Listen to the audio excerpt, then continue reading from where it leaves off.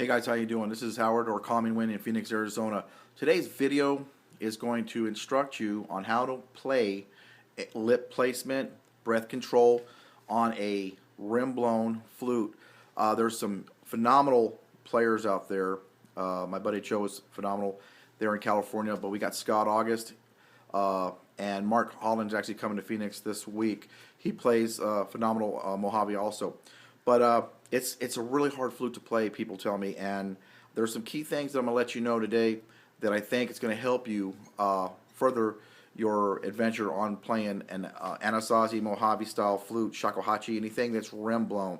So what I want you to do is, when you purchase one, my recommendation only is when I make mine, I like to make mine at an angle. Not, some of them out there are like this, and they have a little notch on them. They sound beautiful, but they're hard to play because you really have to tuck your chin in, and it's just very uncomfortable. So when I make mine, and a friend of mine in Utah, Frank from Raven Wing Flutes, he makes some phenomenal rim blowns also. We make them at a little cut down this way. Why? It's because when you put them up, the first thing you're going to do is you're going to cover the hole.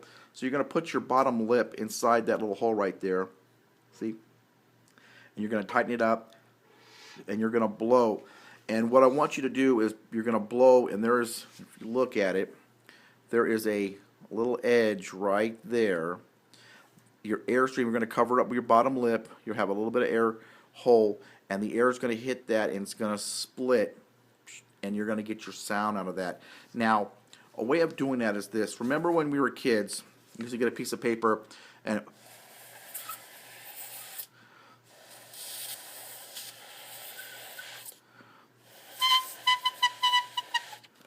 that principle. So you need to tighten your bottom lip up, and you're not going to have a big wide gap. You're going to tighten that little pucker, the top of your lip, and you're going to get that noise from the leaf. Some kids that use leaves, paper, whatever you want to use. So basically, it's the same principle. You're going to tighten your lip up, and right here, right in the middle of your mouth, you want a little airstream coming down.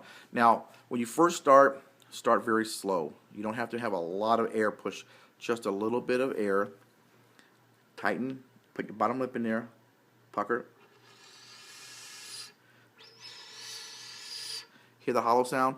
That is what you want. That's telling me and telling you that the air is getting close to the sweet spot. The sweet spot is going to be when it hits directly on that little edge right there.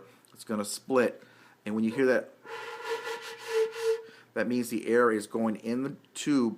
And when you hear a little bit of the whoo noise, that means that the air is actually splitting. And that's what you want to do. You want to split the air to get the sound.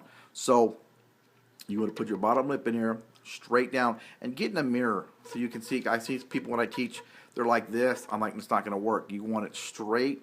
And believe it or not, people can't get the concept of putting it straight here. Put your bottom lip in there and tighten it up, and little baby breath. And you fill your lungs up with air and straight out. Imagine if there was a baby that had a little eyelash or something in its eye. You just want a little bit of air. That's all it takes. So you're gonna. Wow, you got sound. Very simple. Now, if you hear the hollow sound, that means the air is somewhere in that vicinity. So what you want to do is keep the flute, your bottom lip in there, tighten up, and then you just kind of want to slowly leave the flute where it's at and tilt your head so slightly.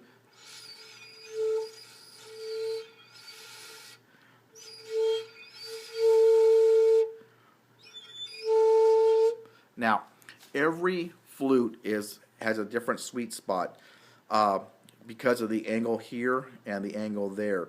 So when you start to hear a little bit hollow sound, just so slowly tilt your head in there. If you still can't get it, get in the mirror and put your bottom lip in there. Blow. Now here's what I want you to do. Imagine if you had a candle underneath your chin, and I told you to blow it out, but I don't want you to tilt your head. You'd probably blow here straight out, but then you have to blow down. So how would you do that? Well, you would automatically, without moving your head, you would tuck your chin in and change your airstream from going here straight down. So if you're going,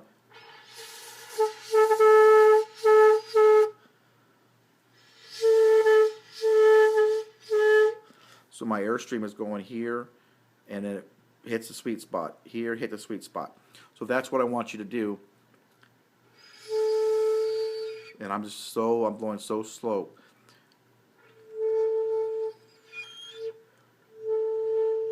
And you don't have to take big breaths and over and over and over again because you get lightheaded. And if you pass out, I don't know you. So what I want you to do is keep practicing till you get your note, and then hold it and play it as long as you can. Another thing now, if you want to get to second octave, what I suggest you to do, you're going to take a deep breath, and when you start to get your sound, you're going to speed up your airflow, and you're going to tighten it in that same spot.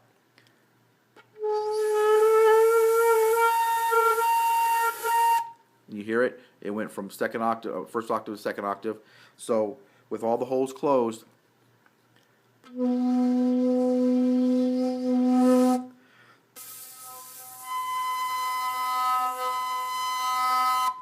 I went from first to second octave, probably third octave, if I push enough air through there.